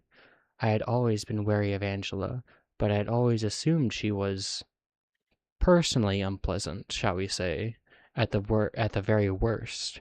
This outright malice she radiated, twirling a dagger between her fingers, was repellent to me. What will you do if, when we find out who really killed Catherine with a C? Let me be perfectly clear. I firmly believe I have already found the man who really killed Catherine. I have stated it many times and will continue to state it. But I am open to investigating the matter closer, if only to prove that I am correct. I found him skulking around, not far from the cloister, after Sister Charity found the body. On her morning walk, yes. The Superior did tell me that much. Morning walk? Charity does not take morning walks, at least no further than the cloister. What on earth do you mean? Of course she does. Angela let out another sigh, not as short and sharp this time, but filled with a sort of sympathetic condensation. She put her arms behind her back and began to walk again, leading me through the hedges. Ah, I really must press you for every last little detail now. More than anyone else, I can help you find inconsistencies and lies. Do not take this the wrong way, but you are rather credulous. No, I do not mean to be insulting. It's expected of someone who spent 20 years locked up in a little room. My quarrel is with the Superior, not you. if this is how Angela treated people she had no quarrel with, I dreaded to imagine how she argued with people she did. I began to wonder if the Superior had ever seen Angela's knife come out. Charity does not take morning walks. She is too old and too fat for that sort of thing. The furthest she walks in the morning is from the dorm to the chairs that she and Marta share. I would consider that a morning walk. It is a walk in the morning, I suppose, but I do not think that is the image meant to be conjured by that phrasing. Charity would very much like the superior, or whoever she tells her story to believe that she exercises rigorously. That is absolutely nothing to do with Catherine with the C's murder. No, it doesn't. But I think it makes for a good object lesson. People lie constantly. It is practically a reflex for most of the women here. Has Catherine, the one with a K, recounted her story to you? I very quickly tried to remember exactly what I could say to Angela in response without angering Catherine with a K. I was making too many enemies. She she told me that she was forced out of Limbero village because of politics, or some such. Not a lie, but certainly an obfuscation. Catherine was accused of murdering her husband. I thought she was the one that was murdered. Don't be daft. I did my best to feign surprise. My goodness! Did she did she really do it? In truth, I don't believe so, but she doesn't like to talk about it either way. I imagine it must be very hurtful to discuss, even if especially if it was a false accusation. Yes, which is why I relented. Finally, after arguing with the superior for long enough. As sure as I am that James is the culprit, I must admit, the prospect of being wrong haunts me. I I spoke to James. He is in a lot of pain. Similar pain, I think. Hmm? We had completed a loop of the garden. Angela doubled back, and I followed. Neither of us spoke as we made our way back between the flower bushes. Angela appeared deep in thought, and I was hopeful that I could find an excuse to take my leave as soon as possible. However, she finally stopped and began to recount the facts that she had organized in her head as we walked.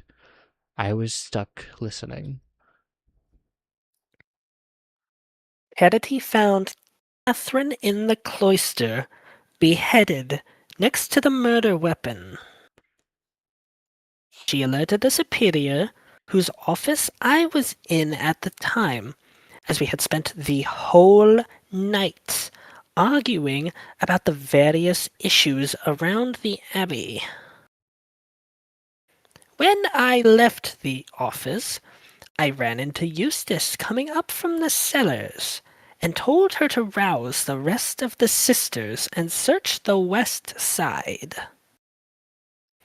I immediately, myself, began a search of the grounds east of the cloister, while the superior comforted Charity.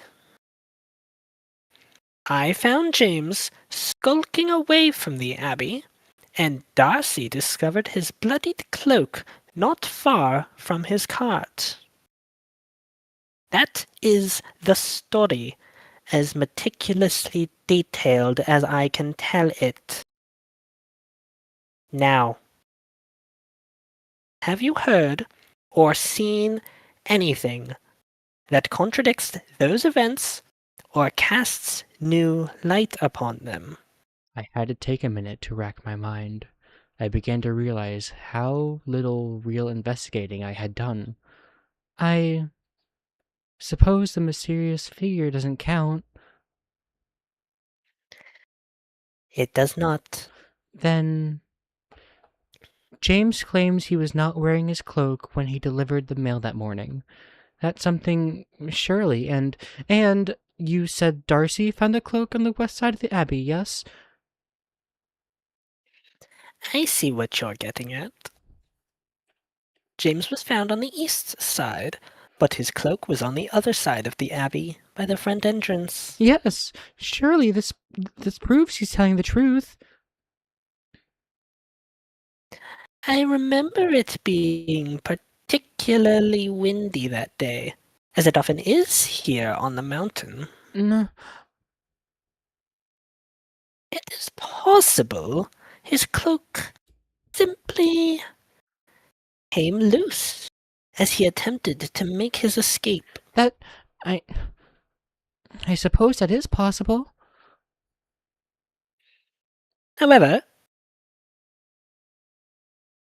it is also possible it did not. Therefore, we must find a way to reconcile this discrepancy, one way or the other.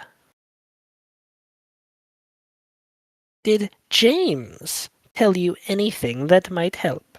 He he said that Catherine with a K would be able to vouch for him. Angela looked at me with an oddly quizzical expression, and I quickly added some detail. Because he saw her in the library when he was delivering a letter. I see. And has Catherine confirmed this? Yes, but that wasn't enough for the superior when I told her. And why not? Because, well, I actually saw Catherine with a K and James speaking to each other. Quite recently, in fact. Nonsense. It is true. I followed her out of the hills one night. I did not know it was her at first, but we crossed paths when she returned. Unfortunately, I didn't overhear exactly what they spoke about. You followed Catherine all the way out to the hospitalum Yes, all by yourself? yes. Angela's eyebrows were liable to disappear underneath her white cap. And here I was, thinking you always refused to take the initiative. The superior neglected to inform me of that particular wrinkle. I'm starting to think that I may have accidentally made Catherine with a K the superior's top suspect. I must admit, it might make her mine. If I entertain the idea it was not James, at least. You think her story is tainted because of it? It is hard to imagine a scenario where the two can be taken at their word alone. Which, I am afraid, puts us in stalemate. This shall put you in check. The superior sent me down to the village to. She was the general opinion about Catherine with a K's old murder case was. She wanted me to judge how believable the idea of Catherine with a K's killing someone was. But nonsense. It it did feel a little bit aimless. I am not particularly used to the public. No, I mean that's not why she sent you down to the village. She sent you all down there so the rest of the sisters could work on your feast. That's A waste of time, and a rather tasteless way to treat a very serious matter, I agree. I had guessed that the others had certainly made use of my absence to prepare a surprise, but the idea that the entire trip had been a frivolous exercise had me seething. All that anguish for nothing. She could have just kept me in the library for a day. Indeed. Well, the bishop is here now, and his arrival used to be your deadline. With him here... Angela stroked her chin with a bony finger and gazed at the rapidly darkening sky.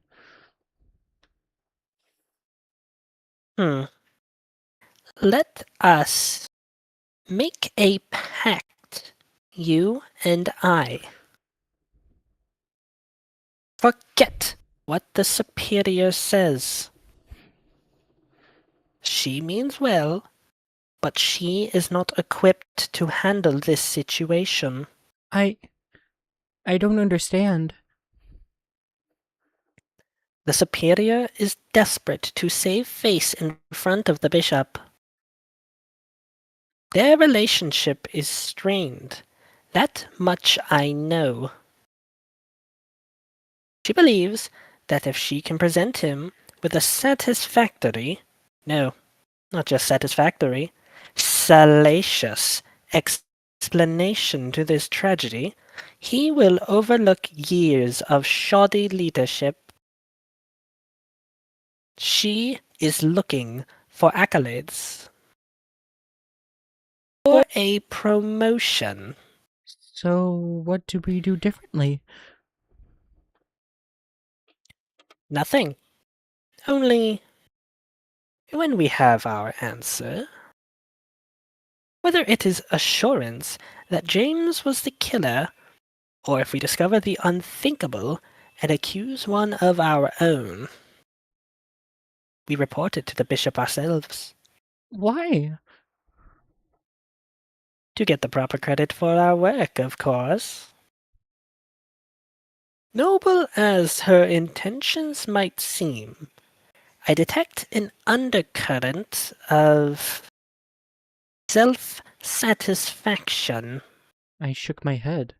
Angela had spat a lot of venom this evening, but this was too much.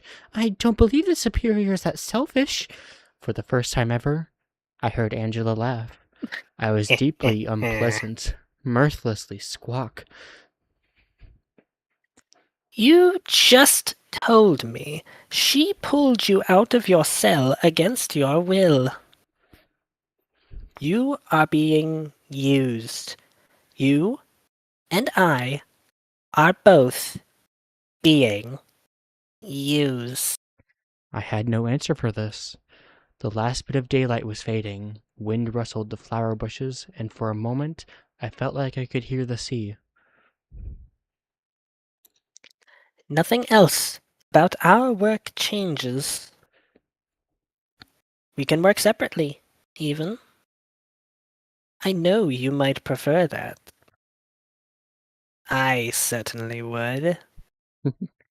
And we will meet with the superior at her request. But when it is time to give the bishop an answer, we will give it to him. Angela held her hand out to me. I thought about my cell and the peace those walls provided. I thought about the sheer terror I had felt when I heard the rattle of the superior's keys and the ugly sobs I have stifled under my pillows that night. I thought about the childish rage that I felt when I had thrown at the soiled copy of Matthew from my window, and the sheer terror I had felt when I saw whoever it was outside watching me. I thought about Catherine with a C, speaking to me through the squint, and how I would never, ever have a conversation like that with another soul. I grasped my hand around Angela's wrist, and she wrapped her fingers around mine. I could feel the hard leather strap of the sheath as we shook hands, and immediately regretted my decision.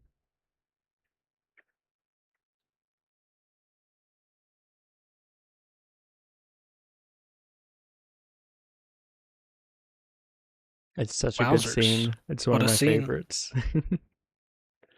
That's a good one. Angela is such a good Big character. Angela fan. Yeah.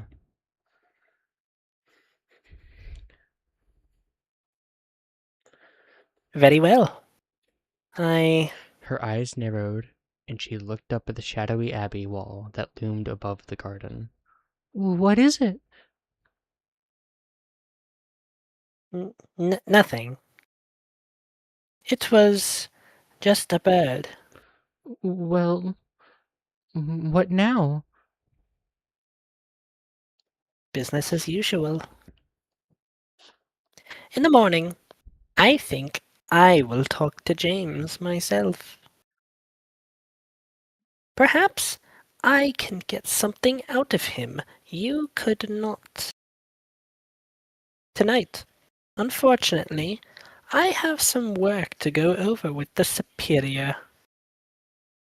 And I imagine we will be forced to entertain the bishop until he retires. He's not staying in the hospitalum, is he? That would be rather awkward, I imagine. I hadn't considered. Perhaps the Superior will provide a bedroll and send him to the Misericorde. Anyway, what will you do next? The others are throwing a sort of continuation of the feast tonight in the cellars. I was told it was meant to be a sort of wake for Catherine with a C. Angela's lips pursed ever so lightly. I had no idea that that proposed gathering was such an offensive idea to her. It sounded like a good opportunity to speak to the people candidly. Perhaps I will find a new clue. Indeed. Well, goodbye. Oh, she wasn't invited. And with that, she left. Her shoulder bumped into mine as she passed me, and her stride looked a little less confident than usual as I watched her turn the corner to the end of the hedgerow. I sighed. The sun was still setting. I had a good while yet before I needed to appear at the controversial party. I wandered back the way we had came, past the chapel. The more I wandered around the abbey, the stranger I found the pile of debris lumped unceremoniously around next to the building. The chapel itself appeared sturdy enough, so I was at a loss for what all this loose stone was for. I gasped as I realized that there was something moving atop the rubble, black fabric draped over the broken rocks. I froze in place. Was this Eustace breaking her promise to me yet again? Or was it the first person in history to catch a ghost off guard? I squinted through the dusk, trying to decide whether or not to bolt. I turned around to face me, and I tensed, only... Oh, hello, Hedwig. Oh, it's you! You gave me quite a fright up there. I think I already said that we would need to stop meeting like this, didn't I? We really do need to. It's no trouble.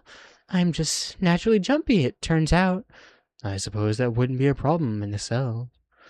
There was only one way people couldn't come into you in there. Indeed. What are you doing up on the pile of rocks? Oh, just taking in the sunset. Sister Margaret? Even I won't buy that one. It was worth trying. Well, I need to get to the chapel. There used to be a way in through there, but when the clock tower collapsed, it blocked the passage. Have you tried the front door? The soup locked it, for whatever reason. And the back door as well. Clever clogs. Oh, well, that's a shame. I suppose you could just pray out here instead. Or anywhere. I don't need to pray. I need to... Well... She ceased peering at the wall of the chapel, where I presumed the rubble had filled in whatever entrance she was hoping to find. Can you keep a secret? It's not anything bad, is it? No. Well, not really. Only a little, at worst. Oh. So, can you? I sighed. What was one more on the pile? Yes, of course. Well, as I am sure you've noticed, the Superior's organ sounded a little off tonight. Did it? She shot me a withering look. Anyway, that might have been my fault. A little bit. It was a little bit of Catherine with a K's fault as well, but she's busy. I need to get in there and fix the problem. What do you mean it's your fault? Sister Margaret! I remember the first conversation Margaret and I had ever had with Catherine with a K. I thought it was just a joke. A cruel joke, but idle chatter nonetheless. It should have stayed that way, but I fear that we might have taken things a touch too far. She looked a bit upset tonight, didn't she? As well she should. You'll get no argument from me. Anyway, that's why I'm up here. I'm trying to find a way in. Why not just come clean? Where's the fun in that? Besides, I would rather not be stuck in privy cleaning duty for the rest of the year. Well, then, why not just do it tomorrow before service? Or after? That might have been the plan, I'm afraid. That might have to be the plan, I'm afraid. But there's a good chance she'll try and play it again, and I doubt she'll maintain her composure another time. I thought hard about a way to help. I did not approve of Margaret's mischief, but I was at least very but I was at least pleased to see some empathy and an effort to correct her mistake. What about the bells? I don't follow. Someone is going to ring the bells before liturgy tomorrow, surely. Whoever did it would have to unlock the door. Couldn't you get in that way? Margaret hopped down from the pile of rocks and grabbed me by the shoulders. Hedwig, you're a genius!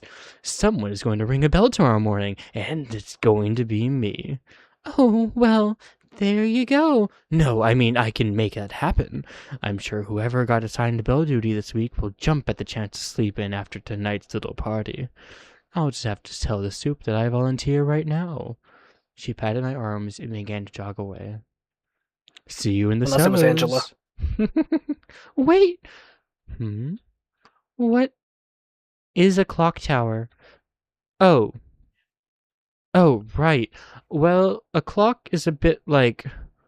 Imagine if you didn't have to ring the bells at morning, noon, and dinner yourself. It's a big machine that does all that for you. Like an animal statue of King Solomon's throne? I had no idea we had such wonders here. Margaret looked oddly stern. Yes, I suppose it is a bit like that. It just seems a bit extravagant.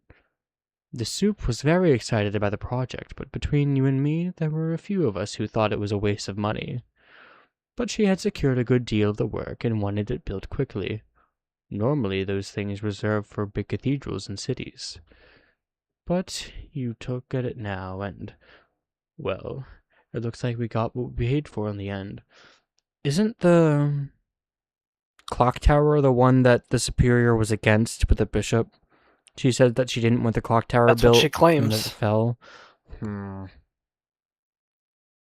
So, but Margaret I saying did pick that up she on was... that. Interesting. I did not pick up on that the first time. Well, it seems like we got off what we paid for in the end.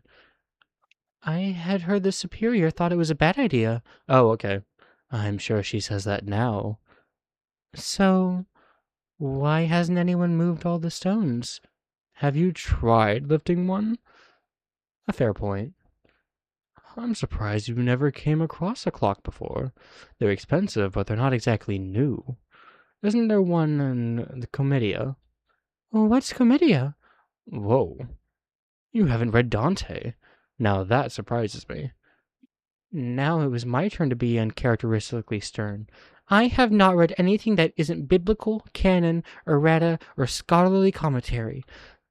Listen, I really must run and catch the soup, but we'll try and catch up about this at the party, yeah? I think you'll probably like it. I look forward to it. Margaret grinned and then jogged off towards the superior's office. I sighed and continued my own pace down the path towards the cloister, where I could see the torches being lit. I headed up the stairs to the dormitory. I reasoned that if I really was going to burn the midnight oil with everyone in the cellars later, I might as well get some rest. However, the dorms were livelier than I had ever seen them. Everyone's doors were wide open, and I could see the several sisters milling about. One was on her knees, scrubbing.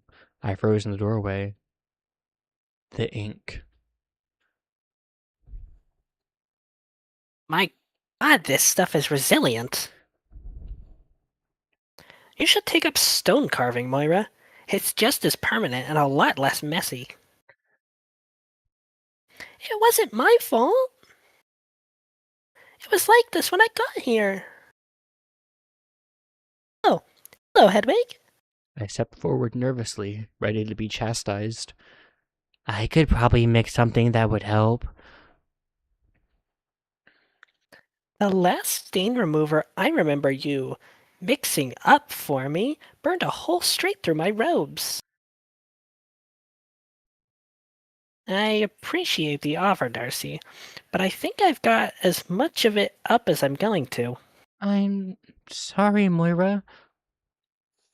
Hmm? Whatever for? I must have knocked it over when I was getting fresh clothes from your dorm. I really was a nasty little rat. Miraculously, Moira chuckled. No need to blame yourself.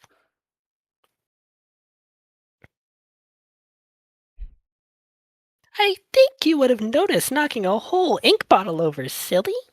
I almost objected, but then the small crowd around Eustace parted enough for me to see who the culprit everyone agreed upon was. No, We really need locks if Catherine, as we call her now, is going to have a cat running around. It's not my cat. Why does everyone think it's my cat? Eustace ignored her. This was a disaster just waiting to happen. I keep all my bottles under the bed so nothing gets knocked over. Eustace stood up, groaning a little as she bent her knees. I'd keep your shoes on out here for a while. I think I got all the broken glass, but you never know. Thanks so much for the help, Eustace. I did my best inside my room, but the paw prints. Eustace nodded and put the brush she had been using to scour the floor back into the wooden bucket at her side. The paw prints were not gone, but they were at least faded. Oh, Hedwig.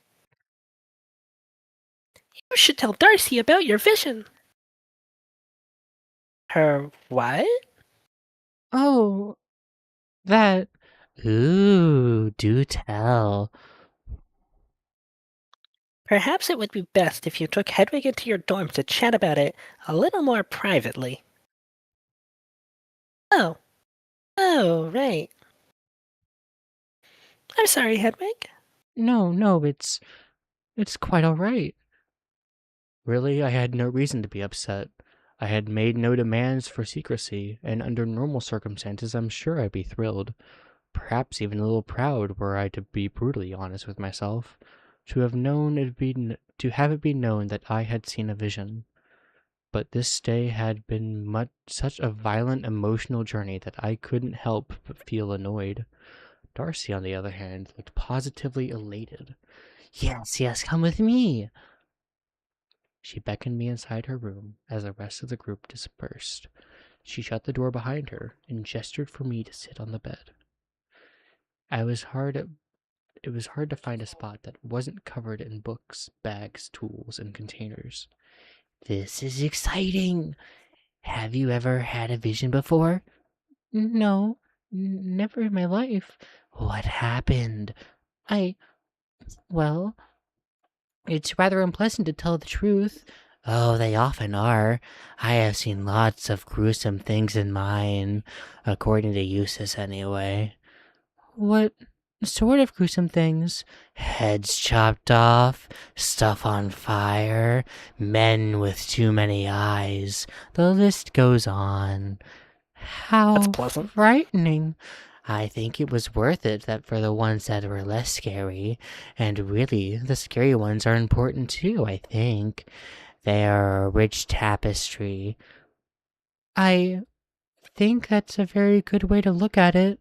So, what did you see? No holding back. Start with before the vision, actually. What were you feeling? She had produced a quill and paper from her little reading desk. Well, I was rather upset. I had a I had a horrible time in the village, truth be told. Sorry to hear that. and I sat down in the town square.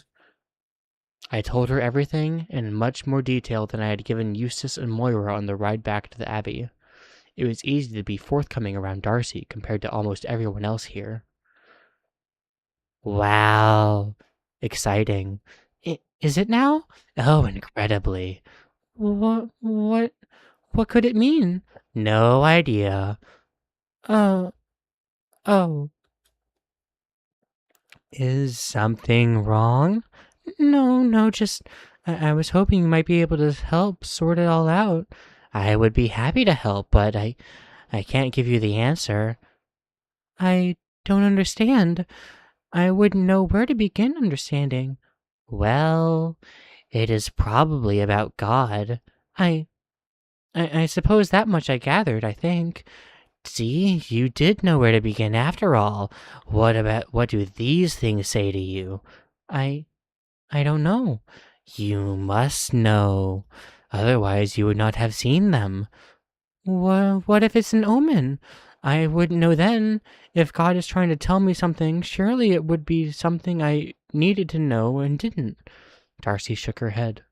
It was odd seeing her look so authoritative. Even in the garden, she never commanded this sort of presence. God would never show you any. Oh, this God is the first word she capitalized ever, I think. That's pretty cool.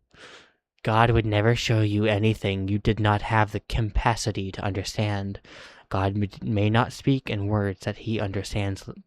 God may not speak in words, but he understands language.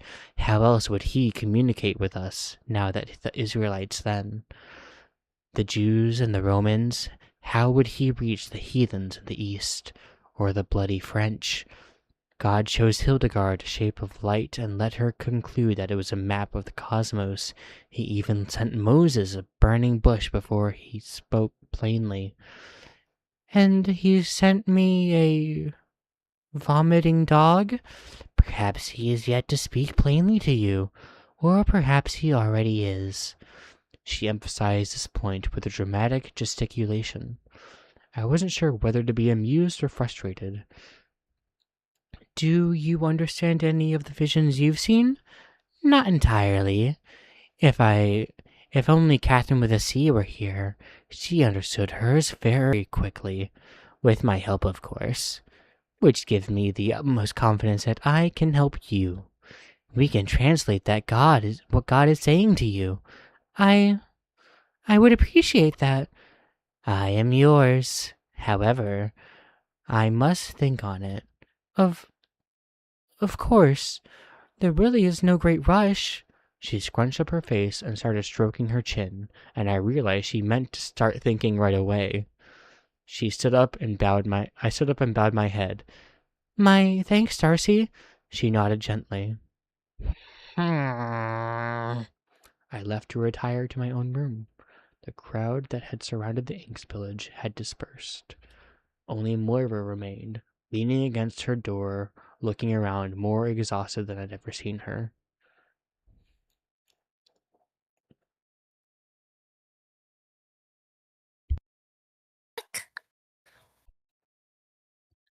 Oh, we're gonna keep at it. Good. Good. She looked pensive and preoccupied. I'm sorry. Oh, it's no great loss. I can always ask the superior to send away for more. I just worry that damned cat is going to cause more trouble elsewhere. I'm sure we have some spare ink in the library. Ooh, I might take you up on that. Although, you might have to ask Eustace. I know she can be a bit particular about supplies and so on. It can't hurt to ask. No, it can't, can it? You're right. Sorry to be so much of a downer. She fixed her gaze on the faint paw prints on the floor again. Eustace had clearly done her best to scour the stone, but there was still a visible trail leading out of the dorms to the landing. Is it really so much of a nuisance? It sounds silly, but I don't trust it. I'm old-fashioned, I suppose. She sighed heavily. It was very cute once upon a time, but once I grew up, I had no idea it had been a problem for that long. we don't get the usual vermin up here in the hills. It's far too cold. Whoever brought it here just wanted a pet, I think.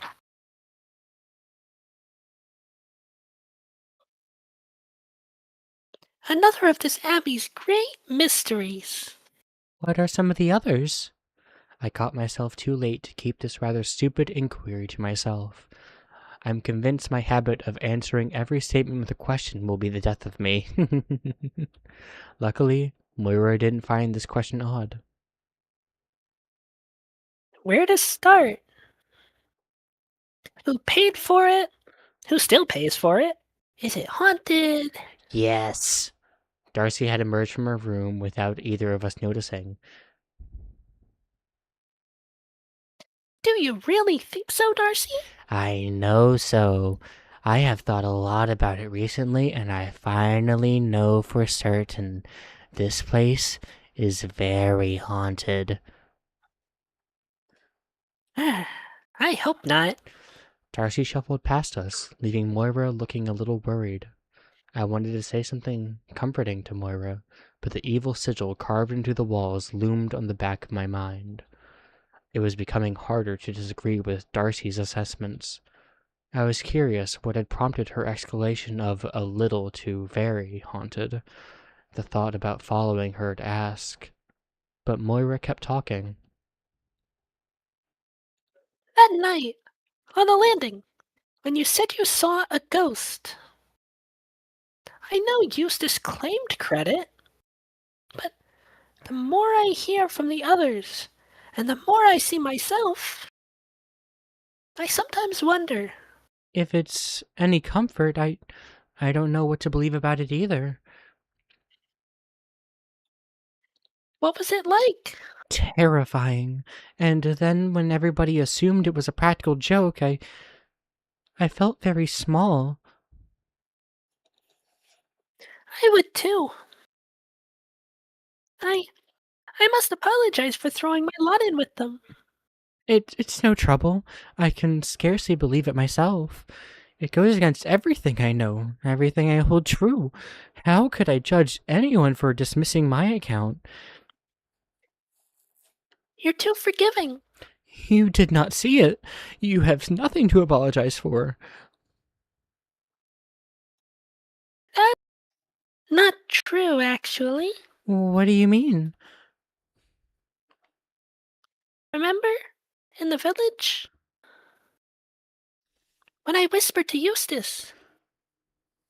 I was telling her that we had to stow so we wouldn't get back to the Abbey too early. Or so you Since claim. everyone was getting ready for the feast, which was meant to be a surprise. Yeah, see, I. that's what I'm saying. I. Well, it was a lovely surprise. So how could I be upset? Moira smiled. Her eyes were a little damp. I felt horrid for keeping you there against your will. I felt horrid being there, but I think, in the end, this day ended up being rather good. Really? That's that's a relief. She wiped her eyes with her sleeve, then stood up straight.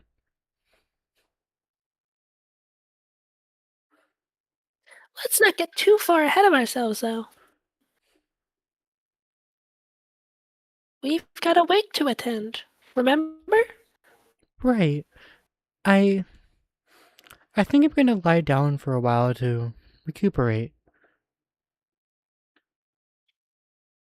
You should.